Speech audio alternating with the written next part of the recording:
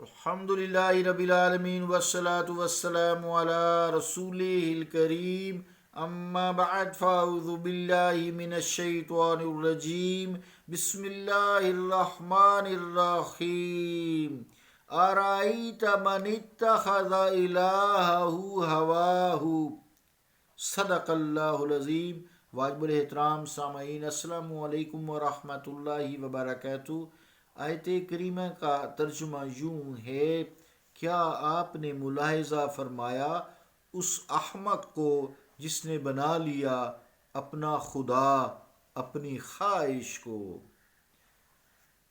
اللہ کا قول سچا ہے جو بڑی ہی عظمت والا ہے۔ عزیزان گرامی قدر، عقیدہ حلول مشرکانہ عقیدہ ہے، شرک ہے۔ یعنی اللہ کی کوئی ذات و صفات کسی شے میں حلول نہیں، بلکہ صرف اللہ کی ذات و صفات کو ظاہر کرتے ہیں۔ اس کی تشریح ہوئی، پھر پرویز نے جو ابن عربی رحمۃ اللہ علیہ پر حلول کا الزام لگایا اور تمام صوفیہ پر یہ الزام لگایا کہ جتنے بھی صوفی ہیں یہ حلول کے قائل ہیں، اس لیے مشرک ہے، تو اس کی تشریح جاری ہے۔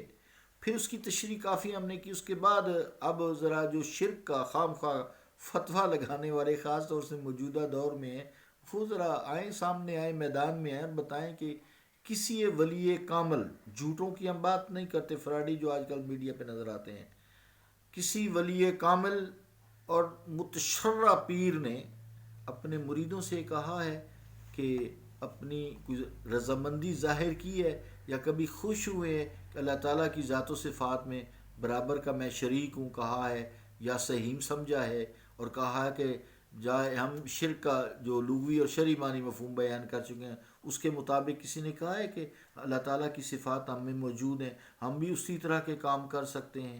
نہیں، ایسی کوئی بات نہیں ہے، یا ہم عبادت کے لائق ہیں؟ یہ تو خیر بہت بری بات ہے، انتہا کا یہ شرک ہے، شرک جلی ہے کہ بھی اللہ کی بھی عبادت کرو، مجھے بھی سجدہ کرو۔ کسی ایسے ولی پیر استاد محترم نے جو قرآن و حدیث کو سمجھتے ہیں کبھی بھی یہ بات نہیں کی، بلکہ اگر کوئی ایسی بات کرتا بھی ہے تو اس کو سمجھاتے ہیں پہلے، بھئی یہ بات نہیں ہے، سجدہ صرف اللہ تعالیٰ کو روا ہے، اللہ کی ذات و صفات کے ہم مظہر تو ضرور ہیں جیسے تم ہو، یہ ساری کائنات اللہ تعالیٰ کی صفات کا اظہار کر رہی ہے، اور تم بھی کر رہے ہو، میں بھی کر رہا ہوں، یہ اظہار علم کا ہو رہا ہے۔ اگر ہمیں اللہ تعالیٰ نے قرآن مجید اور احادیث مبارکہ اور ظاہری اور باطنی علوم سے اللہ تعالیٰ نے ہمیں وہ متصف کیا ہے، ہمیں یہ صفتیں دی ہیں، تو یہ اللہ تعالیٰ کے علم کا اظہار ہے جو اس نے ہمیں دیا ہے اپنے کلام کا۔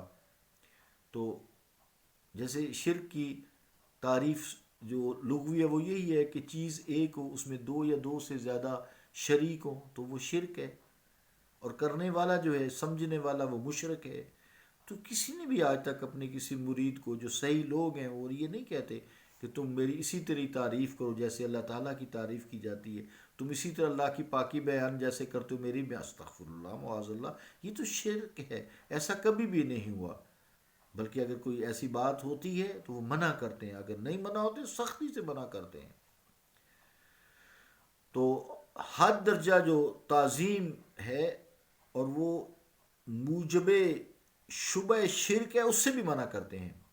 سجدہ تعظیمی جو ہم پہلے بات کریں وہ بھی امت مصطفیٰ صلی اللہ علیہ وآلہ وسلم کو حرام ہے، منع ہے، پہلی امتوں میں جائز تھا، جیسا کہ قرآن مجید نے بھی اس کی سورہ یوسف میں وضاحت کی ہے۔ اللہ تعالیٰ نے خواہشات نفسانیہ کی جو میں نے آیت پڑھی ہے، اس کی پرستش کو بھی اسی ضمن میں داخل فرمایا ہے۔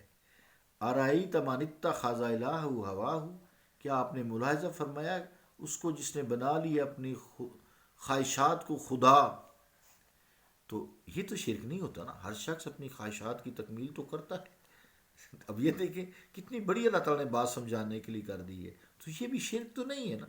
اپنی خواہشات کو مقصود نہیں بنانا چاہیے، اچھی خواہشات اللہ سے رکھنی چاہیے، اس میں امید پیدا ہوتی ہے، بری خواہشات سے بچنا چاہیے، اور جو بھی خواہش ہے اچھی ہے یا بری ہے اس کو معبود بنا لیتے ہیں لوگ، اسی کی طرف ہی حاصل کرنے کے لیے مقصود بناتے ہیں۔ اللہ تعالیٰ کی ذات ہی صرف مقصود کائنات ہے۔